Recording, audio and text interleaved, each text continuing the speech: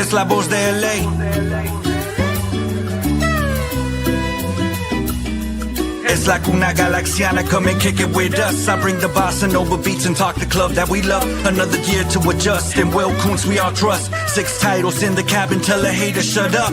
Mirar al horizonte con el cielo morado. Llegamos al estadio como siempre lo hago. Es la nueva temporada, ya cumplí 30 años. Rezándole a San Pequi que no dé al travesaño. Que repartan los balones y no sean tacaños. Que regrese el contraataque y que le hagamos daño. Un saludo para Robert, hermanos ecuatorianos. Que la táctica de Ananda nunca sean en vano. Si se trata de mi gala me levanto temprano. Ver el fur en verano, en el pasto tumbado. Siempre estoy a tu lado, en cualquier resultado. Vamos Galaxy, on top is where I gotta be. Chilling in the canopy, staging like a winery. Goles during rivalries, brew from the refinery. Only want the finer things, we letting you know.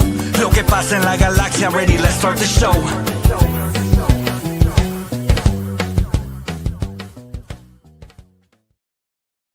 Hello, hola, and buenas, and welcome back to another episode of La Cuna Galaxiana, a podcast always made with love for all you LA Galaxy fans out there, wherever you may be, and of course, all you MLS fans as well. You are welcome here, and Ananda, as recently, all you international soccer fans as well, because we've been covering a lot of that stuff too. But today, the LA Galaxy have a chance at revenge this Friday, the 4th of July, as they host the Vancouver Whitecaps at the digz in the return fixture of a 2-1 physical loss in Vancouver, which they dropped way back in the second week of the season. If y'all remember, that's also when Lucas Sanabria cracked his collarbone as well.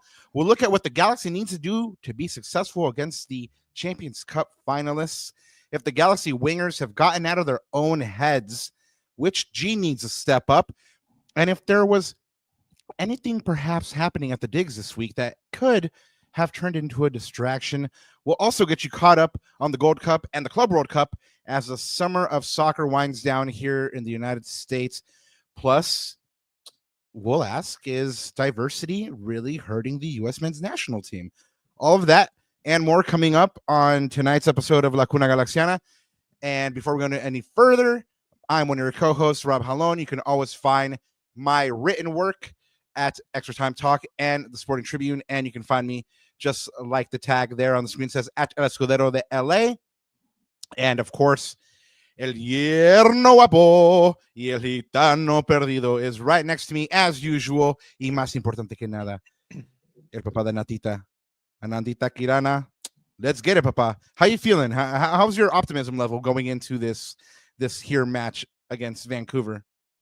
Well, it's like you said, right? Optimism level is, I guess I'm not expecting anything, so surprise me, right? And that's kind of where, like, just to, maybe that's my cope, right? And this is what you've been saying to me, even, you know, when we had Lex on and a couple of other people in the Galaxy community, they're like, you know, at this point, doesn't really matter. Season's basically all but gone with a couple of things maybe left to play for, right? But I mean, optimism level is as good as it can be, but my expectations are low. So they can't really let me down at this point. I mean, you know what I mean? It's like, it's kind of one of those things. And I mean, maybe you talked me into it, but it's true. It's true, right? It's kind of like, okay, we know where this team is. We know who they are. What was like that famous quote, like the Bears who they thought they were. Bears. Yeah, exactly. Yeah, the Bears exactly. who thought they were. Yeah. Yeah. So exactly. So that's kind of where we are with this team, but we have a 3-game homestand. If they wanted to do anything this season, this is the time to do it, right? But we're coming up with against one of the best teams in MLS, though they are going to be missing a few key players, which we'll talk about all in this preview. But yeah, man. So optimism is again, it's where it probably is, but that's not really saying much. But to be honest, man, like, today, which we're going to talk about pretty soon here, today is much more than a day of, like, you know, talking about football. All this stuff is trivial now. With, of course, the sudden passing of Diogo Jota and his hermano, man. So I think we should just kick off the show with that, because that it makes football trivial. It makes these conversations trivial. It makes the LA Galaxy's poor season trivial. So why don't we just kick it off with that, Papa? Yeah, it's tough to wake up to this news. Everyone knows that I have a crazy cousin out there named Mosca, and he's a huge Liverpool fan. And I woke up to this message, this news that he was dropping in one of these cousin chats that Diego Jota and his brother Andre Silva had died in a car crash. Diego Jota was 28, Andre Silva 25.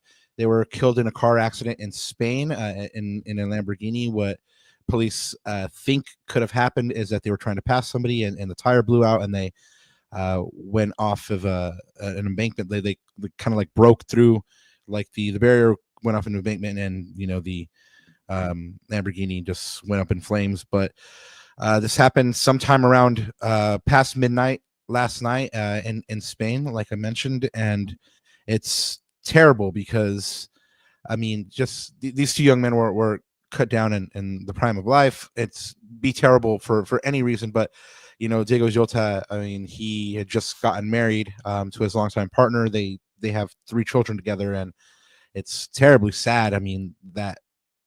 That family is no longer going to be together, and obviously the football world is in mourning.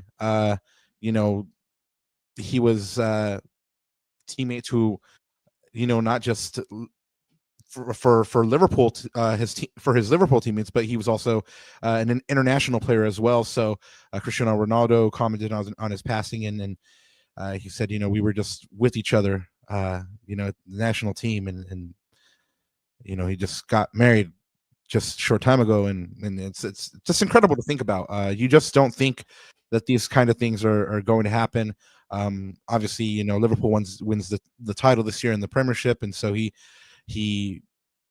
was a champion as well. So really, I don't even know what else to say that's going to make sense, that's going to be intelligent, that's going to contribute to any kind of meaningful conversation. I'm not big on Liverpool, everyone knows that, but like you said, there's no way you can just not understand that these things are bigger than football or loyalties or tribalism or anything like that. This is the football world hopefully coming together, and mourning a great star and by all accounts a great person as well. All accounts that I've read have him being a wonderful guy, a la Juan Mata. I think the last point, I know you said that you don't really feel like there's anything to add at this, like really just it's such a hard, weird thing to think about. But I think that the last thing that you said was probably my biggest takeaway, and I think it makes you think a little bit. It made me think quite a bit today, which is we sort of took down all the barriers in football, like all the tribalism, all the things that separate us, that sort of quote unquote make us different, because we cheer for a piece of laundry, right? And we hold on to that. And it was really nice to see the football world in large. Like, I'm an Arsenal fan, you're a Manchester United fan, but we're all a football family. We're all a football community. And I heard some really, really nice tributes. And the only thing I thought about was, Rob, it's just kind of sad when you're in a situation where, there are differences and people have like beef, and there's banter, but then there's like beef and taking it personal and things like that, that it takes tragedy to kind of pull people together and to set aside the differences. Right. And I think about that in other contexts right now happening in our world. Right.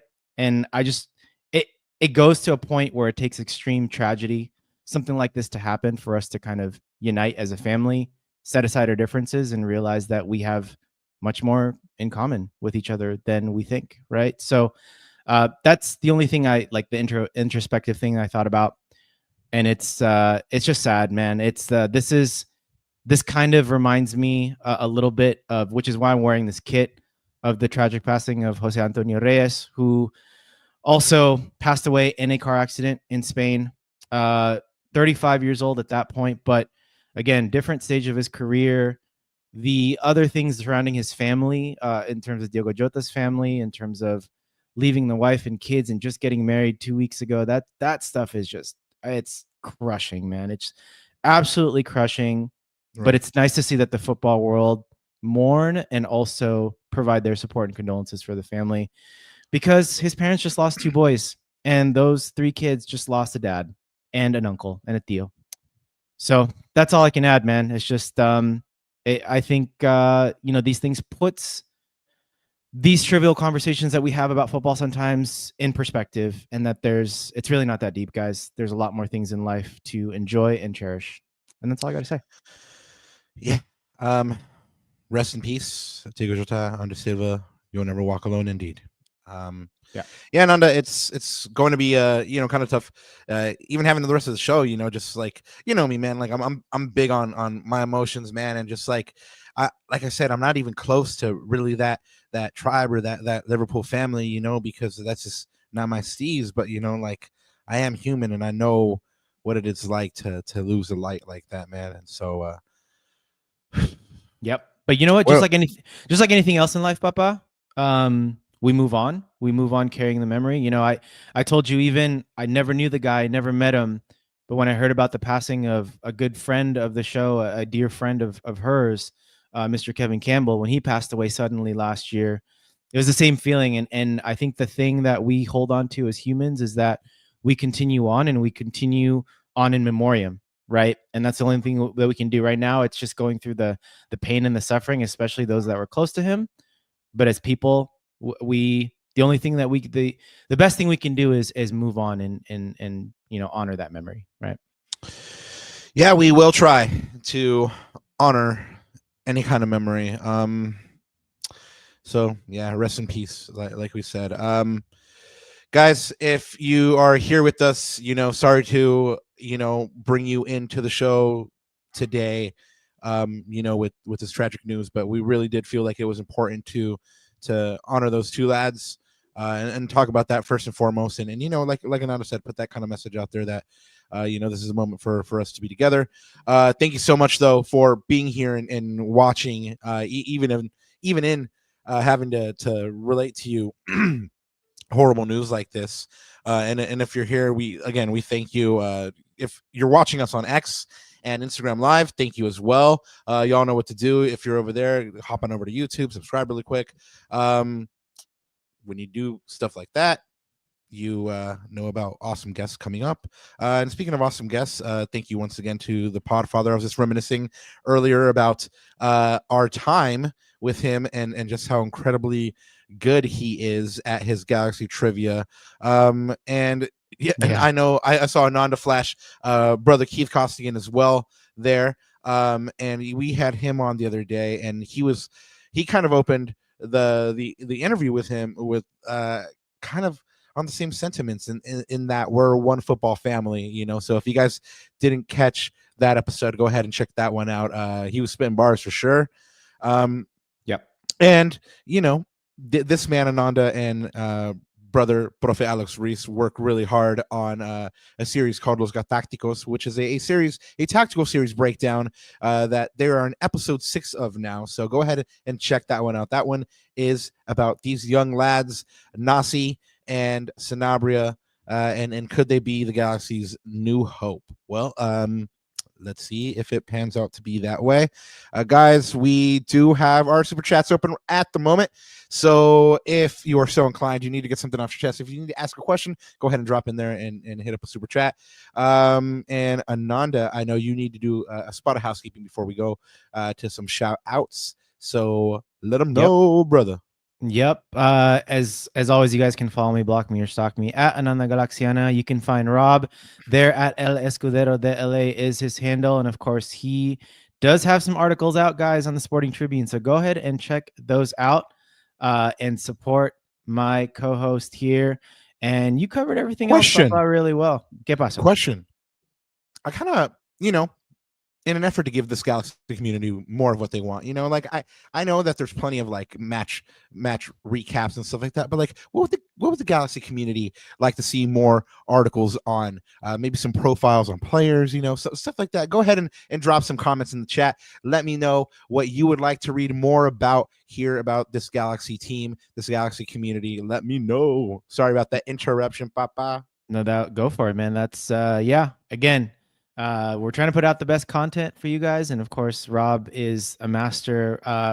Guys, I'm telling you, as he always says, when he learns to read and write, watch out. He's going to be a master journalist. When I learn. For sure. And of course, guys, go ahead and smash those likes on this video and comment if you're listening to this on playback and you wanted to respond to something that we said. If you thought our take was amazing or horrible, either way, we will respond to all of your comments. So go ahead, guys, and interact with us online. And of course, papá, como siempre, antes de olvidarme, buenos días, tardes o noches. Bienvenidos a otro capítulo de La Cuna Galaxiana. We just did 200 with Josh, so we are on the road now to 300. Now I don't even care. Like Josh said, like now like it's the first 200. The first 200 are kind of whatever's, and then you're like, all right, now we go. Now it's no sort of rumble. So for his experience, too, the first 200 are the most crappy, and then it gets better after that. So I think we'll come up for air after 500, and then we'll be like, oh man, crazy. Where'd the time go? Anyway, in the show's short lifespan of 200 episodes, we've been fortunate enough to make really, really good friends and acquaintances, have some really interesting people on, and it's amazing that there's such a vibrant Galaxy community out there. One of the good places that you can go for some Galaxy updates and news is LA Galaxy Buzz. Shout out to them. They're doing a giveaway right now. So this retro Beckham kit is being given away by LA Galaxy Buzz and Don's Sports Shop. So check out LA Galaxy Buzz's socials for contest rules. Shout out to them, and shout out to Talking Galaxy and Total Galaxy and all those cats as well. Man, I'm still tripping on the Jota thing, man, and it just makes you realize you just gotta appreciate the people, shout them out, love on them while they're here. Yes, sir. Anyway, Pups at the Pitch. Speaking of living on things, Pups at the Pitch is happening, guys. The first one is July 12th versus DC United. There are 3 more dates as well if you can't make that first one on July 12th. August 10th versus Seattle, as my pup is yelling in the background, Dad, take me to Pups at the Pitch. Oh, I don't know if you heard my pup. My pup was doing the same thing just outside my door. Yeah, no. I mean, they're like, we want to go to Pups at the Pitch. So yep. August 30th as well versus Dallas, and September 20th versus Cincinnati. And that September 20th match on is going to be even better for the Pups at the Pitch because they're doing a Galaxy doggy park at Galaxy Park. And so there's going to be a bunch of puppy activities, vendors, and just a bunch of stuff that dogs are going to enjoy, and their owners are going to enjoy as well. The ticket pack, if you're not a season ticket member, is $35. If you are a season ticket member, you can go ahead and request a complimentary ticket for your pooch and attend this event. And the Leagues Cup is coming up. I know that a lot of Galaxy fans are not in love with this tournament, but one of the things that I am in love with about this tournament is that every ticket sold for the Leagues Cup this year, and indeed for the last couple years, are going to go to feed hungry people in North America. So when you buy a ticket, 2 meals are going to be donated to the hungry across North America. That's just not here in the United States. I'm assuming that's in Canada and Mexico. And so anyway, go ahead and attend, if anything, just for that. You'll be literally helping feed people. Reminder, tomorrow there is a fireworks show. It is the 4th of July. So after the match, hopefully when the Galaxy are celebrating 3 points, there will be a fireworks show at the digz. So make sure and stay around for that. From your lips to the Lord's ears, Papa. Yeah, no, I mean, definitely. What can you imagine having a fireworks show after losing? I mean, that would be terrible. I can actually. That was last year at the Rose Bowl. I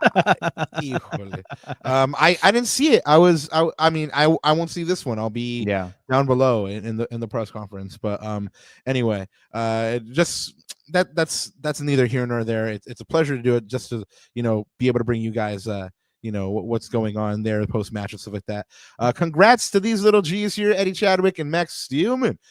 They will be at the MLS All-Star MLS Next All-Star Game in Austin, Texas this year.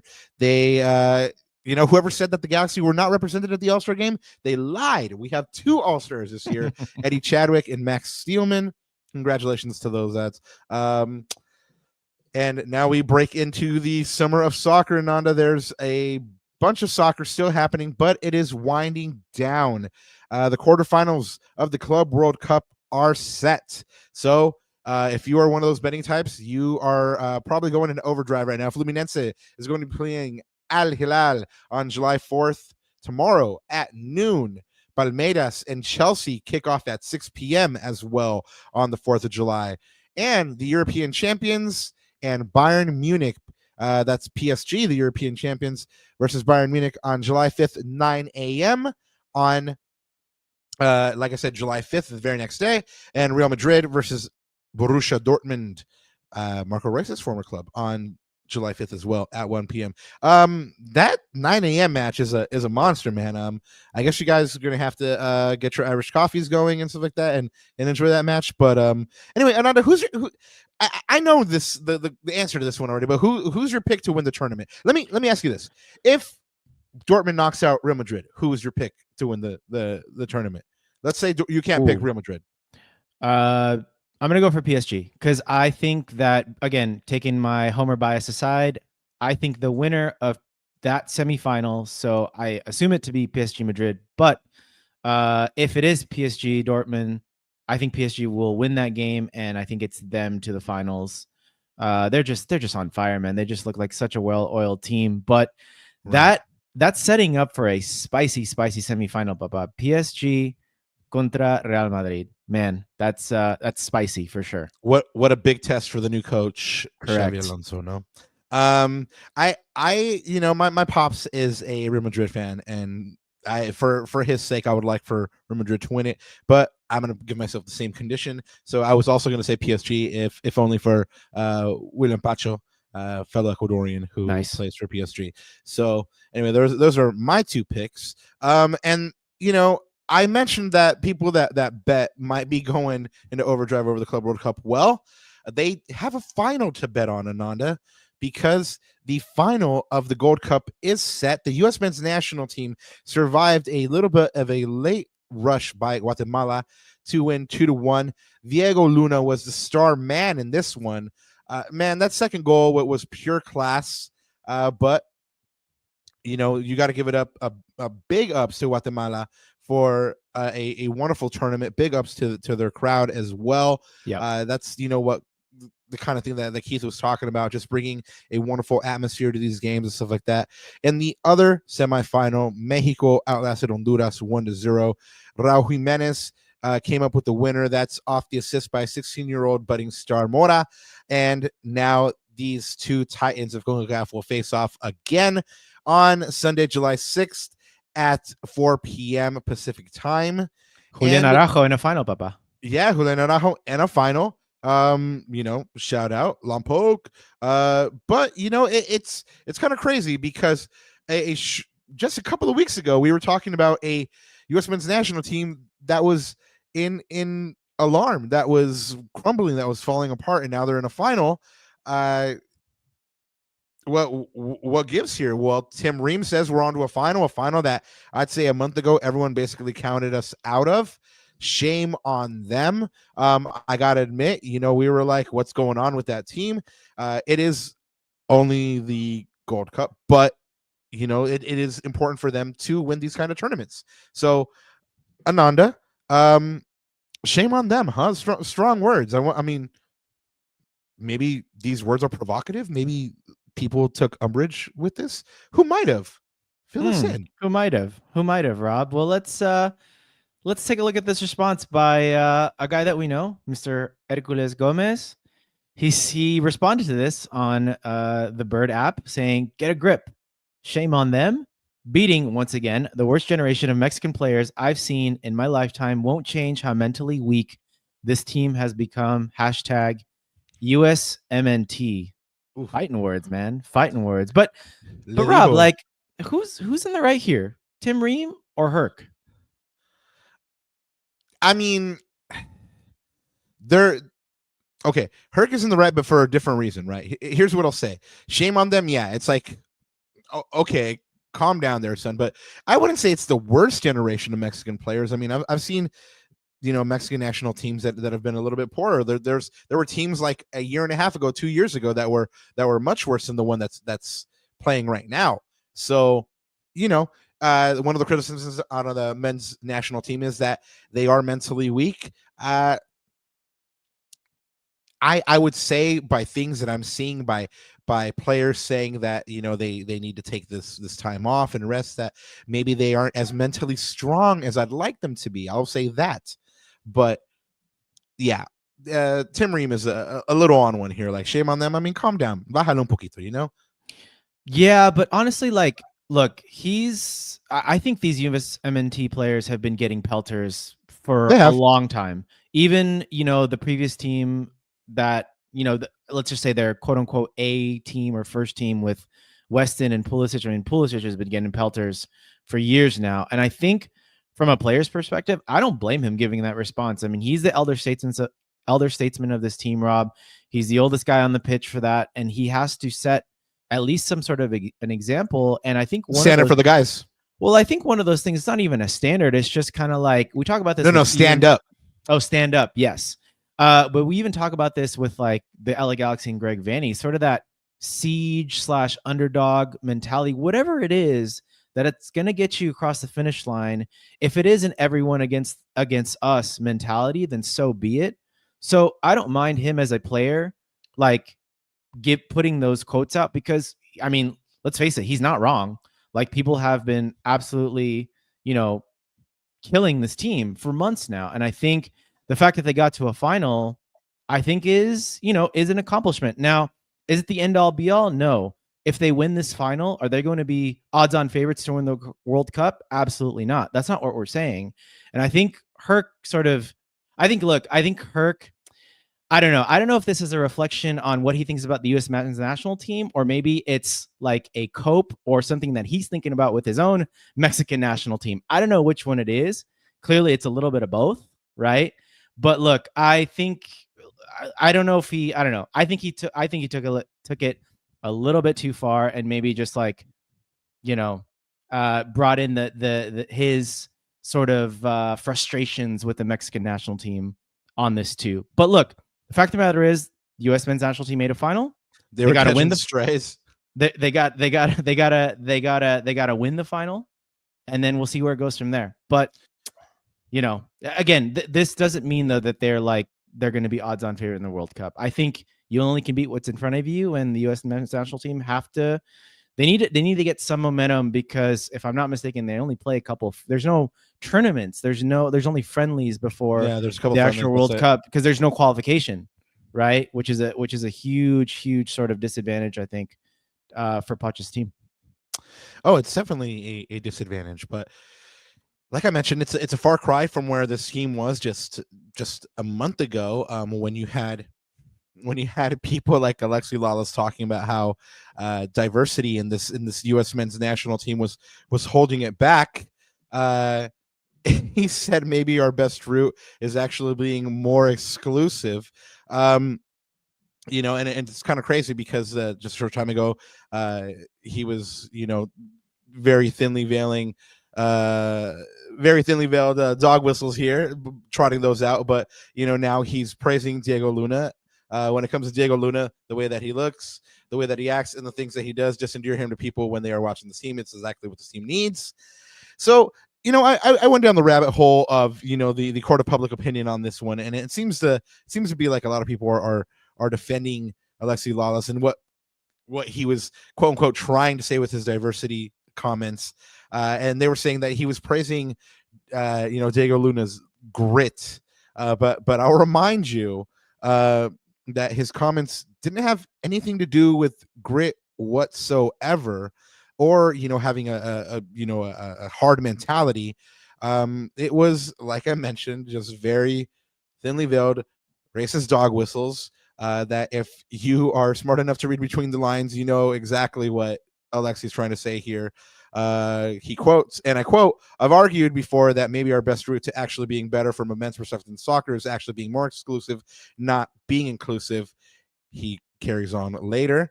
"This melting pot fallacy that I'll be the first to admit I bought into. I'm not saying it can't happen. It just takes a lot longer and with a lot more work. And especially when it comes to a national team, you don't have time to be able to do that. So I would posit, Alexi, where teams like England and France, who have a heavy immigrant population or representation rather, or teams like that successful.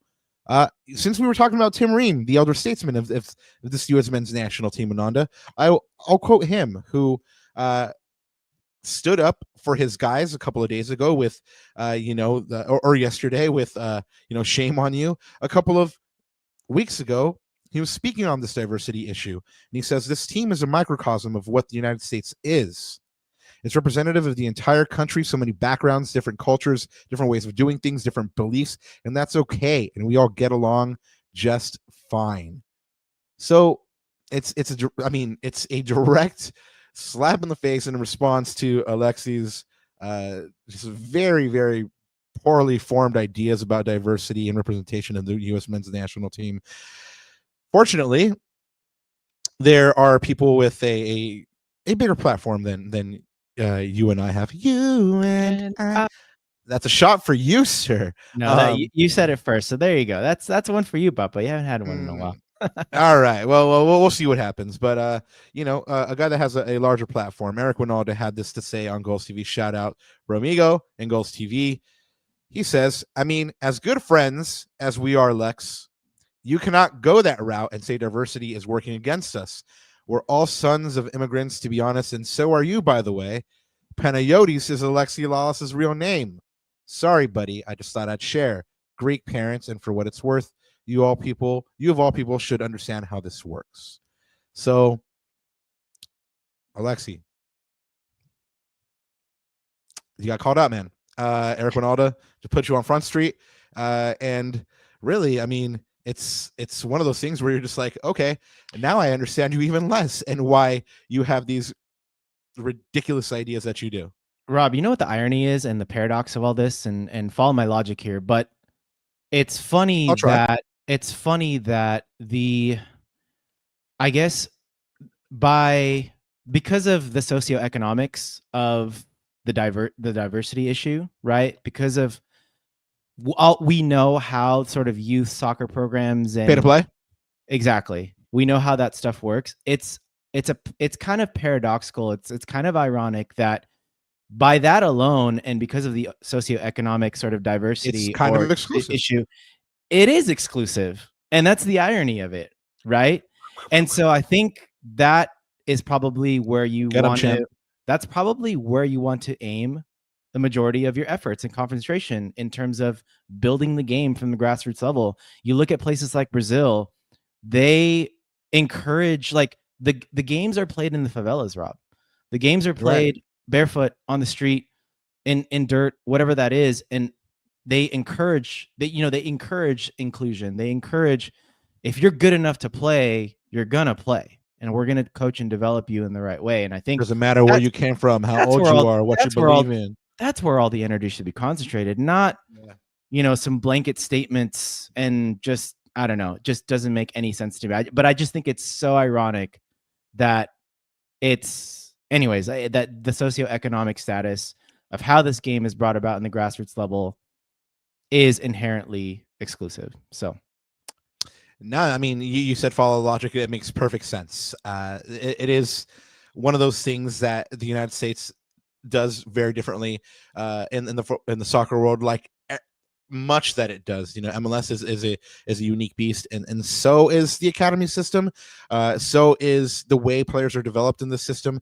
I mean, I've spoken out a lot about San Diego fans, but what they are doing very right is the academy system that they have over there, in which they are bringing these players in and they're educating them. They have them on campus and they're, bringing them up in a football world and a football environment as well. I mean, it's something that I think needs to be rolled out across all of MLS. But anyway, moving on. I mean, because I can talk on this issue all day. I can bash on Alexi Lawless all day. So if anybody wants to, maybe we might get a video from you, Rob, about this issue, and we'll bring some special guests on. How about that? Hey, don't threaten me with the good. Are you saying I have like a basically like an open forum just to like bash this cat? Bro, it's your show. You can do whatever you want with it. Ah, vamonos. You know what's crazy is that cat played for Emelec. He was the president of the Galaxy. So you'd think I'd be like a little bit more endeared to him, but just the guy just has this terribly formed ideas. I just don't know, like, if it, I don't know if he like actually believes them, or is just like, you know what, I need the views and the clicks and I need to be provocative. It's all the above. I'm assuming it's all the above. You know how this world, you know how the content world works now, Papa. I think we've been in it enough where we know how this stuff goes, unfortunately. So Hey, you know what, you should roll out this next bit of news, because as much as I was kind of following it, you actually wanted to hit this one up, and this is a funny picture to me. Just a era gone wrong in Toronto. A picture of an absolute failure. You can't say it any other way. But I thought that, Tom Bogert dropped the news just a couple of days ago that Lorenzo Insigne and Bernardeschi and Toronto FC, they have mutually parted ways and have agreed to mutual contract terminations. Now, of course, that opens up 2 DP roster spots for Toronto and for coach Robin Fraser.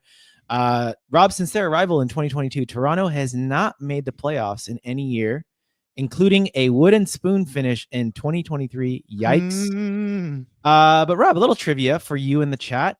Who was the last head coach, or who was the head coach of the last time the Toronto team made the MLS Cup playoffs? Let's kick that one to chat, because I already know the answer. So yeah. Anyways, chat, who was the head coach the last time Toronto made the MLS Cup playoffs? Let us know. So Toronto, they get rid of these 2 players, these very highly priced players that were just burning a hole in the checkbook, and they promptly went out and lost 3-1 versus NYCFC. Yeah. So they did not get, how there's like that new coach bump, or like that, like the old coach is gone bump. That didn't happen for Toronto. So it seems like the problems are a little bit more systemic than just these 2 players. Some other big players to leave the league. Olivier Giroud left LAFC. Right. He spoke to the defender of the Bank Boys. Shout out to them. And, they say that he was just a player that was misused in the system. The system did not suit him. So he wasn't getting his chances. And then he got dropped to the bench, and the more he saw less playing time, the less his confidence was there. When he did see playing time, he wasn't, producing because of that confidence. And we've spoken about that confidence a lot, Ananda. But now that these players have left, Giroud was only here, not even a year, right? It was about a year. And Bernardeschi and Insigne, 2-3 years. Where would you put them on the list of worst DP signings ever? Well, Insigne for sure. He's probably in the man. It's just gone absolutely wrong. By the way, going back to actually, I'll go back to the trivia in a second. But he's got to be in the top 5, Papa. I mean, he's on that list with what, Rafa Marquez, right? Like people like that. Well, you know what? Dude. He was awesome. By the way, who do you think the worst one for the Galaxy is? Is it Gio? Is it Stevie G? I mean, has it been that bad? I mean, it's funny though, because if you ask some people, like Kevin, yeah, that's Kevin. True. I mean, and I hate to say it, but because he's such a nice guy. But it's got to be Cabral. For me anyway. Yeah, Stevie G and Gio are up there though, bro. Like they're up there for sure. Gio had that one real good season, man. Where maybe he wasn't partying or something. Like who knows what was going on? But like he had that one really good season where you're like, okay, I see the madness. I see what he is capable of. Yeah, and you know what? Like he did ball out when he was on. So yeah. So, but by the way, I was going to say, going back to the trivia, Comets and Pessimistic Potter, you are correct. Vanny was in charge of Toronto the last time they made the playoffs. So, guys, maybe he's not such a bad coach after all. Stirring the pot. Oh man, I was gonna say you want to get the show canceled today. Woo! Guys, Oh, bringing man. you a VCFC update. Last time I checked on this score line, it was 2-0. So I don't know, Ananda, did you actually, because we're so professional on this show, did you actually Yeah, have a chance to check that score line out? it I did. It was 2-1. correct. That is correct. Yep. 2-1. VCFC could not come back. 2-1 loss. Correct. Yep. That's full time now. Yeah, but I mean, VCFC has been doing pretty well this year. I mean, they still, I believe, are towards the top of the table. They're in second place on 30 points after 16 games played. St. Louis too, now in first place. It's kind of crazy how both academy teams here, St. Louis 2 and VCFC 2, are towards the top of the table, and both their big brother teams are towards the bottom of the table. Real quick, before we go any further, man, I see so many beautiful faces out there in the chat. I just want to say hello, los amamos, los queremos mucho. Yeah. And if in case we ever forget to tell y'all, man, we just appreciate everything you guys do. Anyway, speaking of VCFC, former VCFC player Aaron Bibu could be on his way to KRC Genk. They are in talks with Bibu's club, Vasteras SK. He's only been there a short time, Ananda. I mean, he went there from the Galaxy, and he's only been there about 3 months. They do have a sell-on clause, so the Galaxy, that is, around 25%. So it's not a guaranteed thing, though, because a lot of clubs in Europe are already sounding out Bibu. I mean, it's kind of crazy how, the Galaxy didn't have a use for him, but he's being sounded out for all these European clubs. Who knows how they might bring about his career, if he might be in the academies or what. But Aaron Bibu, once a G, always a G. I hope he gets this move. I hope he gets this move to Europe. It would be wonderful for him, or for the Belgian league in Europe. And speaking of VCFC again, Gino Vivi is back. Vivi's back. All right. Back from Saprissa in Costa Rica. And it's kind of a wait and see on what's going to happen with Vivi and Ananda, because the Galaxy doesn't have an international spot at the moment. So they can't register him. I mean, he can't play for the first team. So he may play with the second team for a little bit until they figure out what to do with an international spot. And that's kind of a nice segue into our transfer section of tonight's show. We did have a chance to talk to Greg about the transfer window here, but another thing that I had a chance to talk to Greg about at Wednesday's presser was the shenanigans going down at Cal State Dominguez Hills, Ananda. If y'all aren't in the know, chat, if you guys aren't in the know, anyone listening isn't in the know, on Tuesday, federal forces and ICE arrived on Cal State Dominguez Hills campus. They arrived in the morning. When contacted by university officials, they stated they were using the parking lot as a staging area. They did arrive through parking lot 6, Ananda, and this is in a statement put out by the campus, by the university. They let people know that ICE arrived through lot 6. They stayed for about an hour, and then they left. This picture went out that kind of showed ICE, and then it showed the digz in the background, leading people to believe that they were on, Dignity Health Sports Park ground. Just so you all know, the parking lot is owned by the university. They run it. So the Galaxy had nothing to do with the parking lot. So this one, at the very least, we got to give to them. They had nothing to do with the parking lot. The next day, I had the opportunity to ask Greg Vanny and Mauricio Cuevas about, what happened. I asked Mauricio Cuevas if it was a distraction at all of the players. He said he was just focused on the game. And next question, Greg was a little bit more effusive of his answer. He thanked me for the question. and basically he broke it down to Galaxy hoping to provide a safe and inclusive environment for the fans who want to go and be there. I mean, I asked him, what would he say to these fans that might not feel safe going, and so he did say fans who might feel uncomfortable or unsafe are encouraged to prioritize their own feelings and perhaps not to attend if that's what they feel is best for them. And I've always said about Greg, he seems genuine when he says these things. At least to me, I don't feel like he's BSing. He said, "I understand as best I can," and I think it's important the way he said "as best I can," the concern. Yeah. So, Ananda, I did have an opportunity to speak to a source within the Galaxy FO, and they're aware of the situation, and what's happening now is unprecedented, and no one's really been in these times.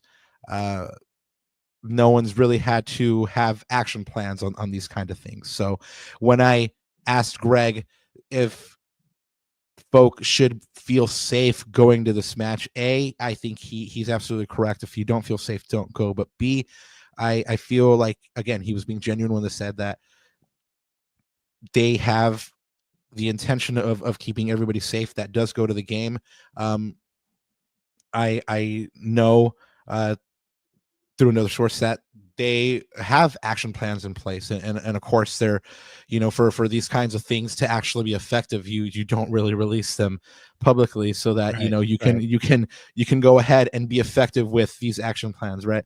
But I know that this is something that they are taking seriously, and we have been critical of the team for not putting out a statement, and I have my own theories about why they did not, and I invite you to go ahead and go listen to those. I mean, we don't want to beat that with a dead stick, but this is a big issue tomorrow. And mind you, we don't have any reason to believe right now that there will be an ice presence at this match. However, there has been ice presence heavily in Carson for the last week or so. So hopefully this is one of these things where I am just telling you guys about it, and then tomorrow comes and goes and absolutely nothing happens. Everyone has a great time, but I'd rather let you guys know what is going on, and that way you guys can make your decision with your families on if it's a good idea to go to this game or not. And of course, Greg said we would love people to be there and support us. That's why we do what we do. So anyway, Ananda, this is again one of those things that I can go on for forever, but we do have a preview to go on to, and we were talking about player acquisitions, but I felt like since we were going to talk about player acquisitions in relation to this this press conference, this pregame press conference, that I would go ahead and let you know what was going on or what I found out about this whole thing with ICE being at Cal State Dominguez Hills. So yeah, all I can say is do what's right for you, y'all. And agree. I know that there was some questions in the chat earlier if maybe any supporter groups were going to be doing anything. I do know through the grapevine that something might be happening. I can't say, but there's definitely something might be happening, and I do know that the team as well helped the supporter groups get some of these things cleared by the league. So there is a coordinated effort on that part as well. So if if the supporter groups and the team and the FO can get along and get stuff done, I don't see why anything is not possible. So anyway, I'm looking forward to taking in this match tomorrow, Ananda. I will be there. That I will be there. Yeah. So Same. if anything does develop, I will be Johnny on the spot and hoping to let you all know. If you guys do go, hopefully everyone stays safe and has a wonderful time. To transfer time, Greg did not give us good news about transfer time. he said, and you know, our colleague Alex Ruiz, he put out a tweet that said that had Greg saying, we want to continue every window to try to take a step forward, so it'd be great, but I think there's a lot of variables inside of that need to transpire for us to be as active as maybe we would normally like to be. The part of the quote that I thought was interesting, Ananda, was when Alex asked him if the Galaxy were going to be active in the transfer window, he said, I hope. It's a tricky one. Again, for us, it's probably two-way type of stuff. It's not going to be a lot of just one-way traffic coming in. It's going to be some flowing situations. So makes sense. Yeah, I mean, the Galaxy just don't have the assets. So like, it seems like if they're going to pick somebody up, they're going to have to lose something, right? Yeah. So and Greg kind of confirms that here. He says it's not going to be just one-way traffic going in. It's going to be two-way type of stuff. So it leads one to believe that these rumors maybe about a player like Julian Aure might have a little bit more legs than we think they do. For a moment now, we've been hearing about Julian Aure perhaps returning to Argentina. First, he was looked at by Argentinos Juniors. Now there's rumors that he's being looked at by Independiente, by River. I know that he's a young player and he perhaps would love to go to some of the bigger clubs in Argentina, be back home. Man, that would be a wonderful opportunity for him. But you know, who knows if his story here at the Galaxy is actually done being written. Ananda, I mean, he is you know, you mentioned the last pod on his third year, so he needs to break through this year, right? Well, what do you think about this rumor? I mean, it's kind of persistent and not going away. So there's got to be some kind of legs there, right? That's what I'm thinking. It's not going away. And what's the old adage, Rob? When there's smoke, there's fire. I think there's something to it. And I think it's going to be a big decision when the transfer window opens for Will Kuntz, right? Because we have zero GAM. So Greg's absolutely right. It has to be two-way. There's no flexibility in this roster. We are completely at the limit. So I look at two spots, Rob. One is Julian Aure, right? If he's not going to be the starter for you, if you're not going to give him the opportunities like you have Novak Mitrovic, I think from a club team level, it's in your best interest because, you know, teams, I'm sure you look at a guy on the bench with that much talent. I'm sure teams are tapping up Will Kuntz about this, right? Tapping up his phone and asking about this kid. So that's one place I'm looking at. The other place, Rob, we've got 4 goalkeepers and you can't, like in an MLS roster, there's no spot to have, or there's no space to have that many goalkeepers. So right. I think something's got to give. We'll talk about sort of the latest, at least team news on John McCarthy, but I think something's got to give. And if I look at John McCarthy's $400,000 salary, if I'm not mistaken, I think that's a spot where I'm looking at to see, is there an opportunity there? Who is an MLS Cup team that's looking to make a run that needs a goalkeeper, that needs an upgrade on the goalkeeper position? Maybe there's something in the works there, Papa. Because that's, other than that, it's kind of hard because everyone, I mean, look, even like people like Maya, right? Like he's taking a pay cut this year. I think it's, again, it's one of those MLS salary cap things that Will Kuntz told us. Damn tariffs. The bonuses. It's those MLS Cup winning bonuses that kicked in, right? So that's the killer for us this year. And it's, again, a consequence of winning MLS Cup, unfortunately. Can you imagine you win MLS Cup so you get a punishment on you? That's ridiculous. Well, we did say at the top of the show that the Galaxy were hoping to get one over on Vancouver for that loss that they gave them at the beginning of the year. Ananda, you and I remember that game very well. We went out to the viewing party. I think there was a blue, white, and gold pop up put on by Los Niños from 1-2 Threads. Shout out. Yeah. And it was full. It was full there. We were still in the beginning stages of the season there, and they had just lost. The Galaxy had just lost to San Diego in week 1, and Galaxy fans were hoping that they would turn it around in the second week away versus Vancouver. And can you remember what we saw that day? Can you just remind us?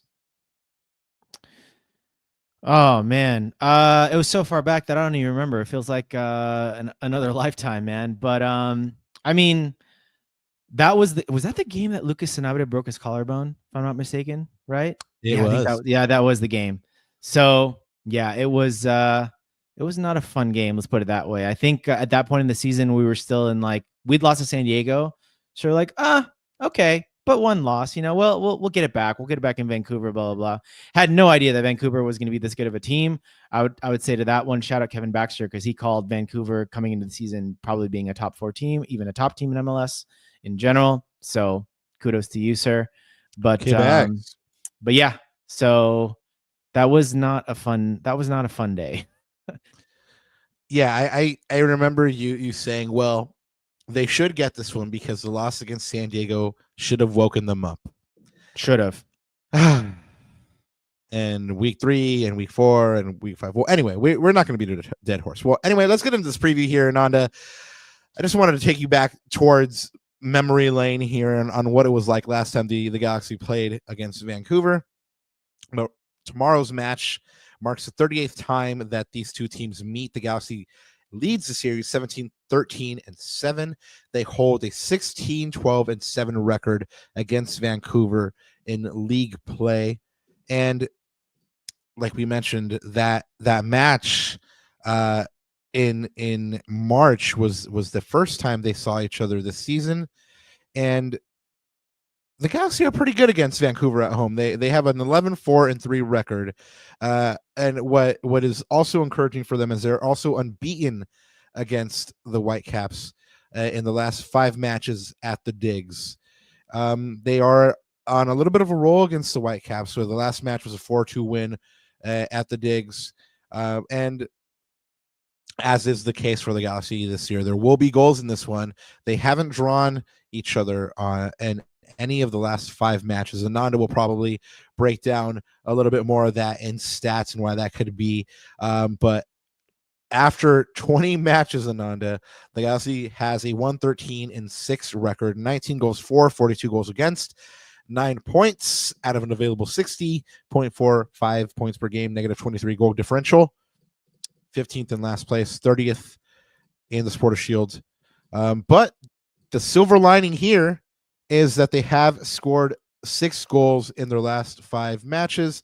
They are starting to produce after a drought at the beginning of the year. Vancouver, as you mentioned, Ananda, they are one of the top teams in MLS. They are second place after 19 matches with an 11-3-5 record, 38 points, 2 points per game, 16 goal differential. They were the Champions Cup finalists where they lost 4-0 to Cruz Azul. And remember, there were kind of speculation or rumor that they got sick. They were somehow poisoned or something like that in Mexico. But they bounced back. They immediately won 3-0 over Seattle the next week. But then they hit a little bit of a skid. They lost 5-3 at home to San Diego. Before that, it was a 2-1 loss to Columbus on the road. So it was really important for them to kind of right that ship with their last victory, a 1-0 win over LAFC on the road, which kind of gives them some of that belief back. They have been deadly on the attack, 8 goals in the last 5 matches, and they have the most clean sheets in the competition this year. We do have a super chat from the homie Adam. Adam, muchas gracias. Happy 4th to you and yours. Happy 4th to all y'all as well. What is your favorite memory that you guys have from July 4th at the Well, dig? actually, that one for me is easy, Rob, because can I breaking news? But this is going to be my first 4th of July match at the digz ever. Yeah. Because all the other ones have been at the Rose Bowl.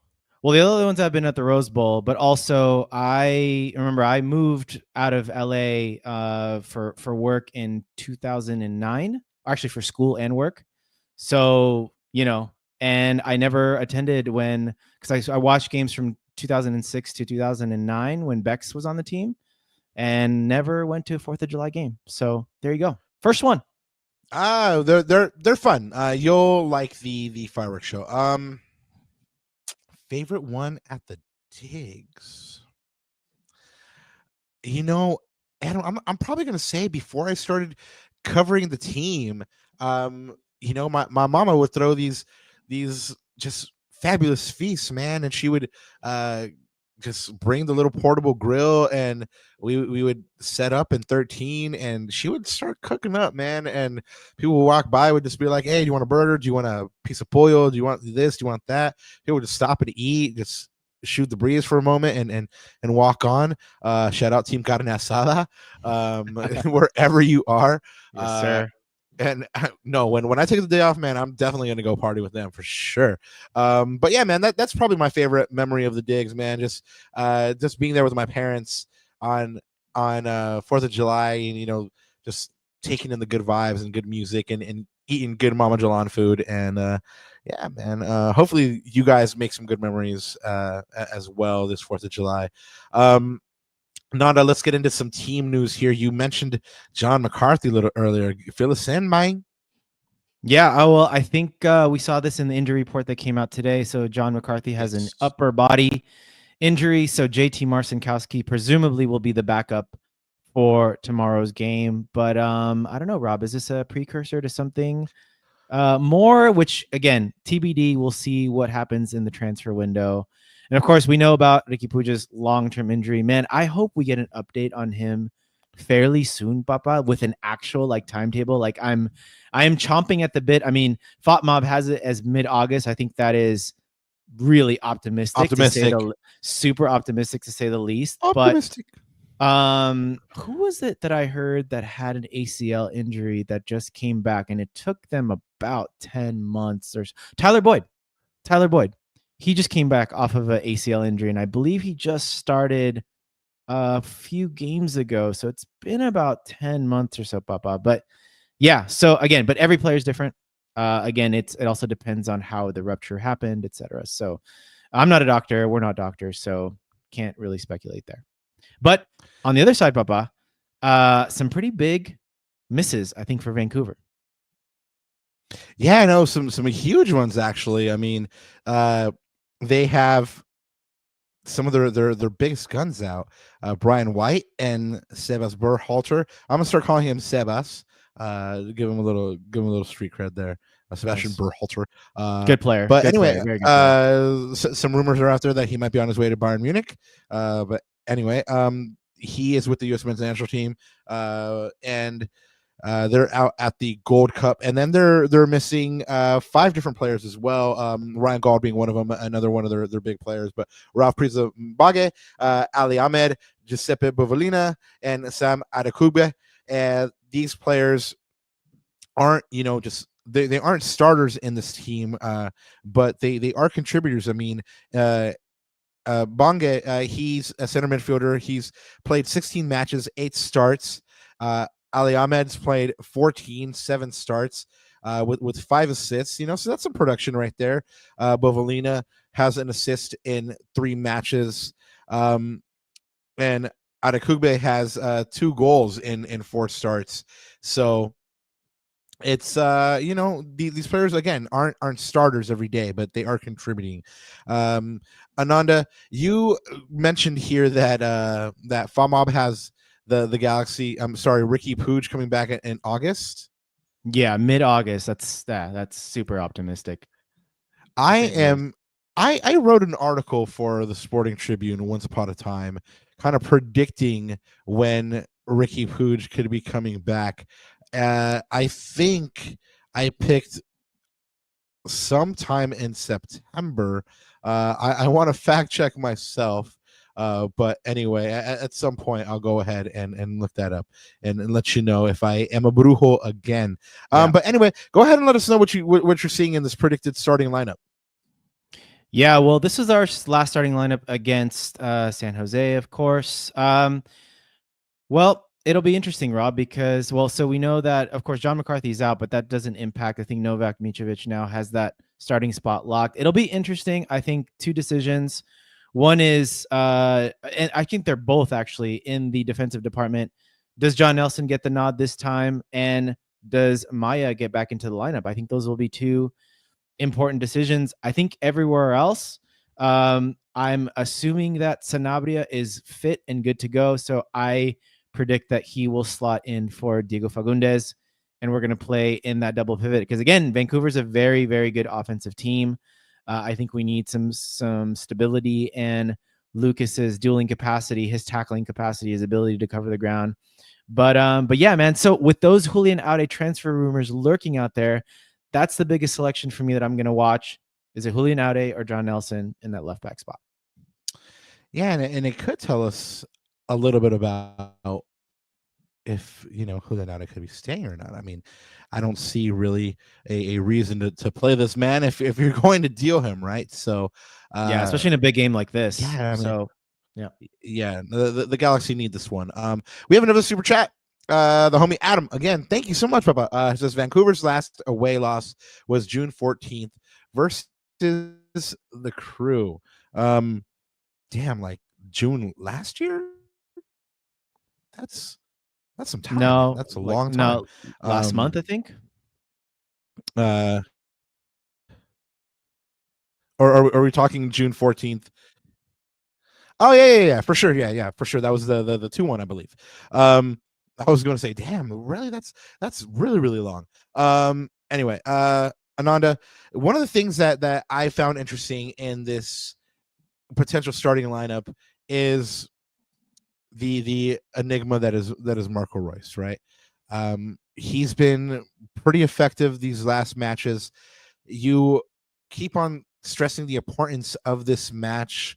I think as Marco Reus goes in this match, so too the Galaxy will go.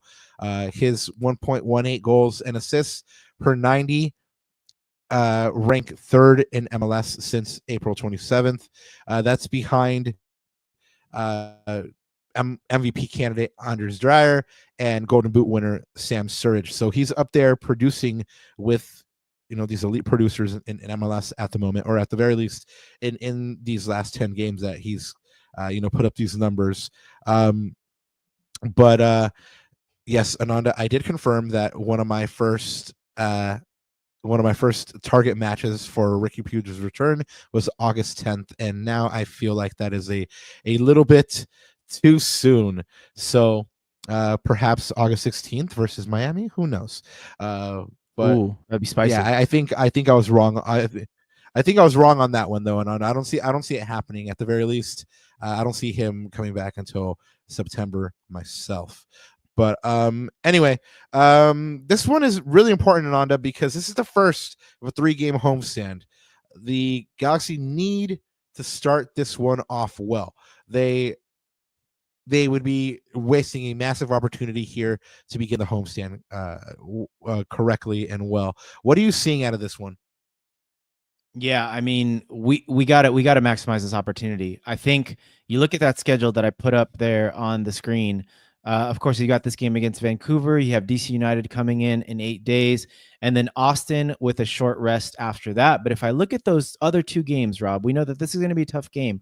But we just talked about just a moment ago, they're missing their key players, Brian White, Seb Berhalter. Those are 2 very important players, and even a guy like Ali Ahmed, who is a very, very good player on that wing. So I think if you're going to strike against Vancouver, this is going to be the best time to strike. On paper, this should be if I'm one of those players in the locker room looking at and saying, we've got to take advantage of this opportunity, guys, because we're not going to have this, this much of a, I guess, just sort of a reprieve, right, with the absences in their lineup. But if we can get this win, you look at those next 2 on paper, DC United, Papa, they're right now currently out of a playoff spot in the East in 12th place. And then you've got Austin FC, who we lost by that game away early in the season by a goal, but they've scored less goals than the Galaxy amazingly this season. And they're just hanging on by a thread in that last playoff spot in the West. So you look at that and you say, we've got to start this off well. And if we do start off well, there's a good possibility to get momentum into the next games where they are gettable games on paper. Here's the other thing that we got to keep in mind too, Papa, which might work for the Galaxy's favor.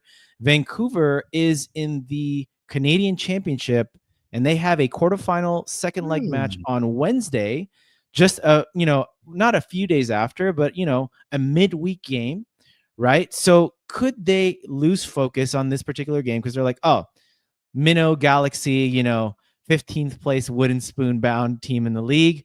Could they have one eye off the ball and one eye on this quarterfinal on Wednesday? Again, something to look at if I'm the Galaxy and I'm Greg Vanney looking at this matchup. Yeah, no, it's one of those things where you look at the Vancouver Whitecaps with their missing players and what the Canadian Championship means to the Canadian teams, and go, is there a chance here? Yeah. Could there be a surprise coming here? I know El Primo Matthew earlier was talking about how he kind of had some belief in this one. The homie Adam, what up with you, Papa? Coming back with another super chat. He says Cavs have 3 wins, 1 loss, and 3 ties versus Western Conference this season away. I'm focusing on that 1 loss. I'm focusing on the Galaxy making that 2 losses and having them be, just springing a surprise, man. I mean, it would be a wonderful way to just cap off what's been a bad time for Galaxy Landia, right? So let's give the fans something to smile about. But to do that, Greg emphasized that they're going to need to execute in these key moments. Ananda, there's been a couple of times this season where this team has played really, really well. They should have done enough to get 3 points or even a point, and they commit 1 bad error and throw everything away. And that's happened a lot of times this season. I mean, if they can just, like Greg says, execute in those key moments and not make those mistakes, they should be able to get 3 points here.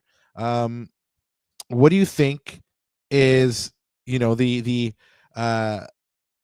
kind of like motivation for this team, though, going into this match, being that there seems to be a sense of time running out on them?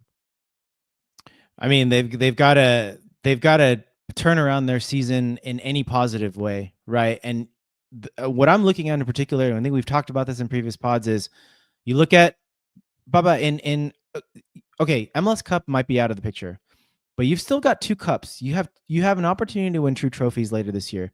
It's a one-off game in the Campeones Cup, and of course you have Leagues Cup, right? So if I'm Greg Vanney, if I'm in that locker room, I want to look at these games as a way to build momentum, right? Going into those tournaments, because Leagues Cup starts at the end of this month. So that's my motivation, is like, okay, as a team, we still have stuff to play for, guys, and as individuals, some of us are playing for our contracts. Some of us are playing for our spots within this team. Some of us are playing for contracts with other teams in the league, right? So I think there's enough motivation there if you look at it from a professional standpoint, irrespective of the media and the fans thinking that the season is over, because mathematically it really is, right? So that's what I would be pointing to if I was Greg Vanney. What kind of stats can you point to that might inform our lovely public how they might be able to vote in this one? Yeah, I think this one's going to be interesting, Rob, and I do want to do a recall to a point that Keith Costigan, I think, astutely pointed out in the last pod.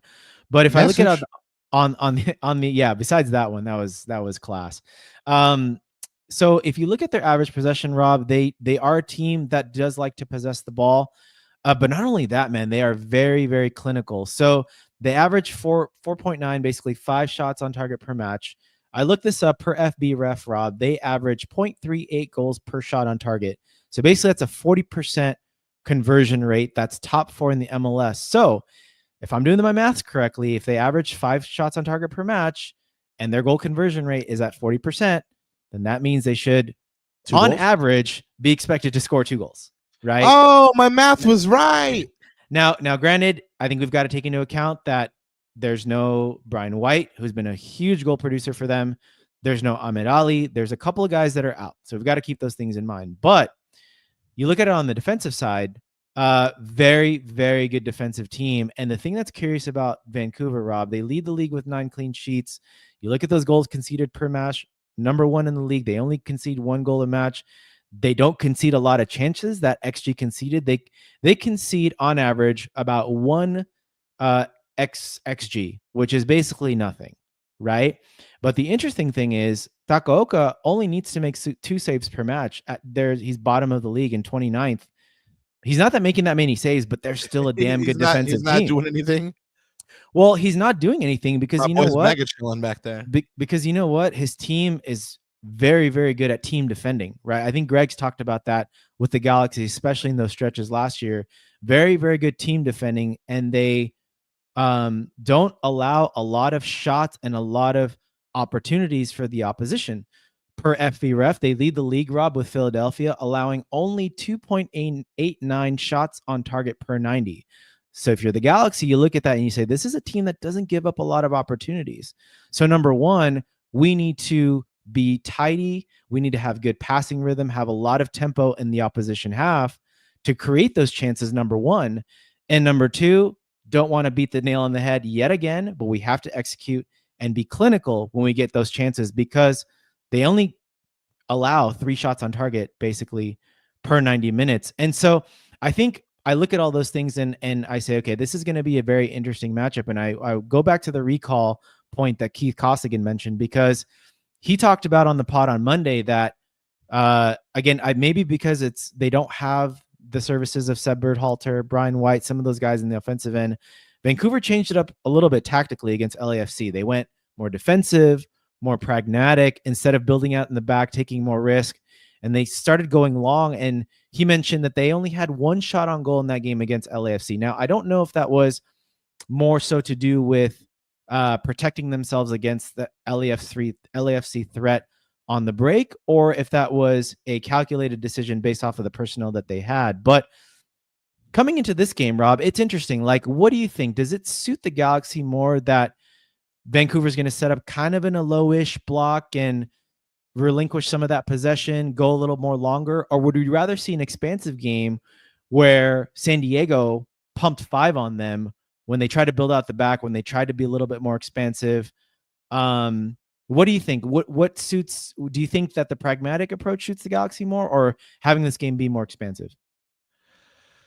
No, having it be more expansive, because I mean that's would be the Galaxy knowing what they were getting from Vancouver. I mean, Greg expects Vancouver to play their game, their usual game, methodical, cohesive, expressing themselves like they did when they met the Galaxy last time. Look for more of that. I mean, in that match, Vancouver was lightning on the wings, and they were getting crosses in. They were very, very dangerous getting those crosses in, and the Galaxy were at what's the expression, at 6s and 7s trying to deal with it, and eventually the pressure told, and Vancouver got their game winner. So the Galaxy are looking for Vancouver to play that kind of game again, where they're not pragmatic and they're not defensive. They're going to be looking for Vancouver that's going to be looking to express themselves. Interesting. And play their soccer. At least that's the way I interpret it. It'll be fun to see if that's the way it actually shakes out. I mean, the Galaxy have probably only gotten a little bit lower in reputation since they saw each other in week 2. So maybe, like you said, maybe Vancouver will be taking the Galaxy for granted and going for it, and the Galaxy can go ahead and nick a couple goals off a break. Reverse trap game?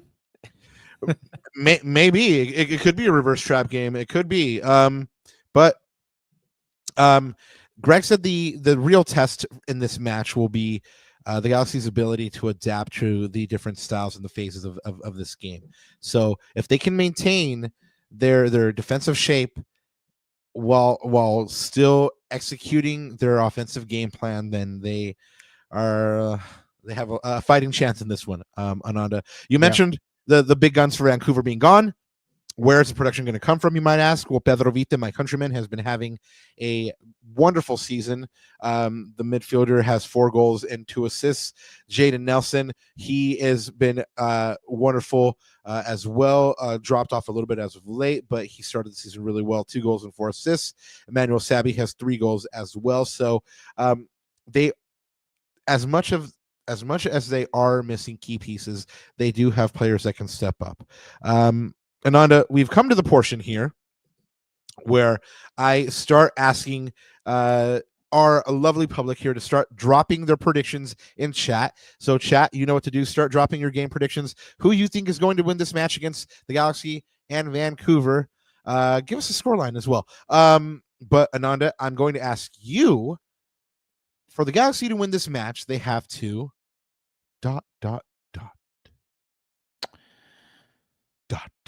Man, I again, garlic cloves in a seance in the locker room. I mean, geez, but no, I think mentally. Now I'm gonna talk about the mental side of the game for a second, because I think the tactics. I think we beat that one to death, but I think mentally now they just have to go in this game feeling confident. And I'm gonna use a phrase that we said last show, which is they have to play like they're 8 or 10 years old again. They have to get that joy back in their playing.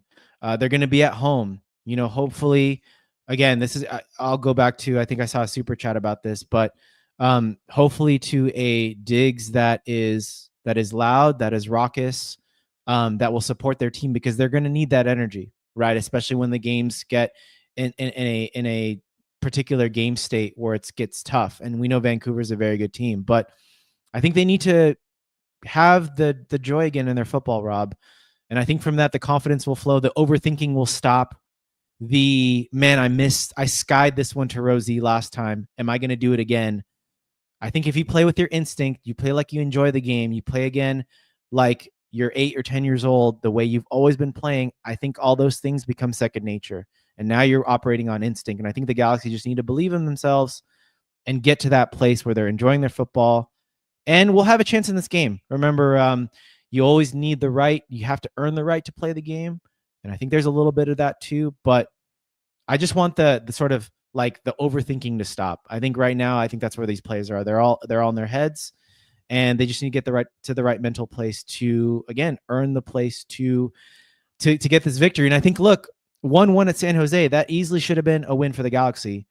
I think you take that as maybe like a mental thing, saying like, okay, we know we can compete. We just need to finish in the final third. And that's hopefully what they'll do. We do have a super chat you mentioned from Adam. Man, Adam, we love you, Papa. Thank you so much for supporting this show. How do you think the atmosphere will be tomorrow? Look, Adam, I talked about it earlier.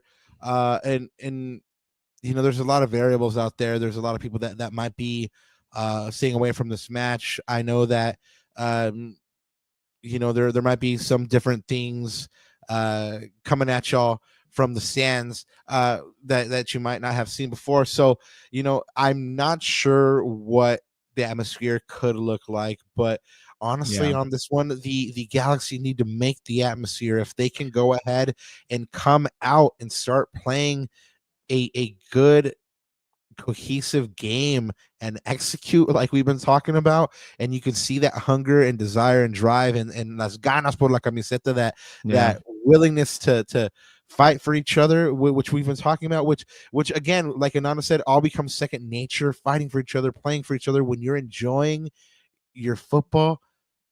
I think they'll make the atmosphere. I think they'll get people into what's happening. Yeah, you read my mind, man. And yeah, Primo Matthew says, time to defend the digz.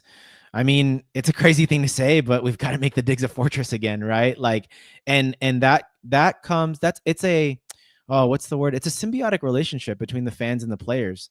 The players need to give the fans something to cheer about, and then the fans will reciprocate. We know that about the digz, right? So you took the words right out of my mouth, Papa. This team needs to give these fans something to be proud about. Again, we have not had hardly anything to be proud about this year, both on and off the pitch. So I think we've got to start somewhere, and this would go a long way to doing that. Hook us up with some betting odds by you and Doc Raquinho. Then you'll go ahead and go first on predictions. Well, actually, we'll get on out here. Yeah, we've been cooking in the lab, Papa, because I got some new graphics for y'all. This is Raquinho. Yeah, this is compliments of D rating. So this is where I got this from. But so you look at the top there. So Vancouver win at a 33.8% probability. Galaxy 39.1%. Again, no surprise because they're the home team. And you look at the draw there at 27%. Projected goals, Papa. 1.18 for Vancouver, 1.3 for the Galaxy. So the bookies are saying this is either a 1-1 or a 2-1 game. Either way, you look at the over-under there. The line is set at 2.5. So 45% on the over and 54% on the other. But that's the line. So depending on what bounces we get, maybe there's a stroke of magic, right? Maybe there's a magical moment, a rabbit out of the hat somewhere that breaks the deadlock 2-1, but the bookies are calling it. This is a 2-1. Don't know the way it's going to go, but we'll see what tomorrow has in store for us. But they need the 3 points. That's for damn sure, right? They need the 3 points. Well, hit us up with your prediction, man. Yeah, you did go first last time. I was waiting for chat to see if there's any score predictions. I know I went first last time. I go first all the time. Yeah, and then you try to say that I don't. But I go first all the time. Ándale, pues. All right. Predictions. I am actually going to go analytical, go close to the Vegas line. I'm going to go 2-1. Galaxy win, Papa. That's more of a heart pick. I'm going to tell you that right now, straight up. That is a heart pick. It's not going to be 2 goals if the Galaxy fluff their lines like they did against San Jose, because that could have easily been 2-1, 3-1, maybe even 3-2, right, with the chances that San Jose had towards the end of the match. But somehow, some way, I don't know how they're going to find 2 goals in the back of the net. I'm hoping that this game goes the way of the RSL match, which, remember, Papa, the way we scored that goal, the JP goal, was a little bit of a stroke of fortune, right? His first touch got away from him. Bounce. His second touch got the bounce off of the defender, bobbled right in front of him, and he slotted it home far post. We need a little bit of that slice of luck, I feel, and I think we'll get that tomorrow. 2-1 on the 4th of July, and I will be watching fireworks with 3 points in the bag and a happy camper at least for that evening. So 2-1 Galaxy. I'm sorry to tell you that you will not be celebrating such a Scrooge 3 points amidst fireworks. You'll be celebrating 1 point, though. I'll take that. I'll honestly take that. You'll be celebrating 1 point because, I think it is going to be a 1-1. Earlier in the season, we had a couple of games where the Galaxy hadn't drawn with a couple of teams, and those games turned out to be low scoring affairs and a draw. So that's kind of what I'm expecting here. And not only that, but the Galaxy need to clean it up on the defensive end. So I'm more interested in them keeping Vancouver quiet on the defensive end than them scoring, to be honest. I would just like to see, man, if they can get somehow a win and it's a 1-0, like, I'm naming my first kid Greg Vanny Jalan. You know what? I'll tell you what. If I see a back 4 of Julian Aude, Maya, Emmy, and Mickey, I'll back you up on that. Yeah, but I don't think it's going to happen. Like I said, if somehow, I do think it's going to be a 1-1. So, unfortunately, sorry to play Scrooge again for you, Potamus. Yeah, I mean, I'm with you. 1-1. I mean, it just makes sense. The facts and the figures are there. The data does not lie. The math does not lie. And we've been seeing it, man. So anyway, sorry to be a Scrooge again, Ananda, but that's what it is. Yeah, and Potamus says 1-0 lead for the Galaxy to the last 5 minutes. Again, we've had right. so many of those heartbreakers. Sounds about right. You're probably not wrong. Comets, he's with me. Primo Matt, he's saying 2-1 Galaxy, man. He's not being a Scrooge. Joe 13 cool 3-2 loss after being up 2-1. Oh, that would be heartbreaking. And you know what? If we believe to be that Vancouver will have more expansive tactics, this could be a high scoring match, Papa. It could be high scoring. So not out of the realm possibility. But we'll see. We'll see how Vancouver comes out. Yeah. Joe 13 cool. God, I hope that's not right. I hope I'm wrong too. I hope it's not a 1-1. I hope it's a 3-0 Galaxy win. JP scores, Peck scores, Nasi scores, everyone's and Royce gets, a couple of assists, and Mikovic saves a penalty or two. Like, God, I wish all those good things on this team. I just think that it's going to be a 1-1 though. Anyway, we'll wrap it up here. Next on this humble little podcast we call Cuna Galaxiana. We'll be back with you guys on Monday, July 7th. We'll bring you a Vancouver Whitecaps reaction for the match happening tomorrow, 4th of July, which the Galaxy will use to start a 3-game home stretch. They will open against Vancouver, then DC United will visit on July 12th, and Austin comes to town on July 16th. The Galaxy will not be at home for the next match on the 19th, but they do visit LAFC here in Los Angeles. On Thursday, July 10th, we'll bring you a DC United preview for the match happening on July 12th. Ananda, anything else to add before we get on out of here? Yeah, just to kind of go full circle, Rob, and one of the things that we talked about at the top of the pod, I'm just going to borrow again the wise words of a man that unfortunately his life was also taken away too early last year, and that's the great legend Kevin Campbell. He always says to not forget to tell your loved ones that you love them. So chat, te queremos mucho. If you're going tomorrow, please be safe. And that's all I'll leave it with, man. Yeah, and if you guys are going tomorrow, sound us out. Look for us. We'll be around. Ananda has, I think, a couple of slaps left, and we'll go ahead and try to hook you up. But yes, if you aren't going to be at the stadium, if you guys are going to be watching on TV, have a fun time with family, make some beautiful memories, and we can't wait to see you guys back here again on Monday, July 7th. I think that kind of wraps it up for us, right, Nanda? Yes, sir. Only one thing left to say. Vamos. Jesus.